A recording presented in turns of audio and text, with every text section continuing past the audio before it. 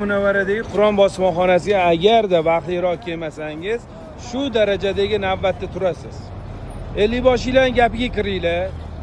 Madina ziyoratida ertalab soat 7 dan iloji bo'lsa avtobusda chiqsanglar, mana shunaqa 3 kilometrlik navbatda turmaysiz. Shuning uchun 50 boshda bekorga sizlarga vaqtliroq chiqinglar, tezroq bo'linglar deyilmaydi.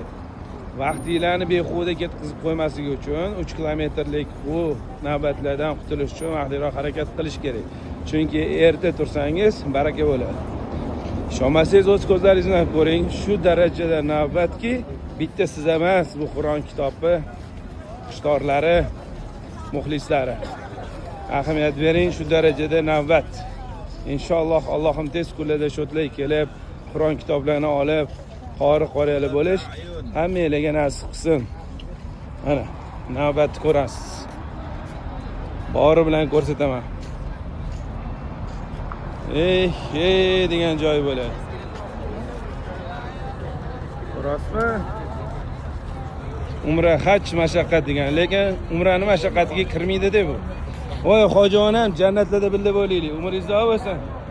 Bizning erkatoylarimizdan, chunki qari hojonalarimizni, yosh bir joyga yetgan hojonalarimizni duoligini olish bu baxt. Har bir musulmonga, har bir farzandga ota-onasining duosini olish nasib qilsin. Tez kunlarda shu Qur'on bosmaxonasiga kelib, ibodatlar qilib, biza qatorlarda sho'tlarda yurish hammanglarga nasib qilsin. G'oyibidan yetkazsin. Mana qoriyalarimiz. Alloh jannatlar nasib etsin, hojona. Jannatlar nasib etsin hammanglarni. Mana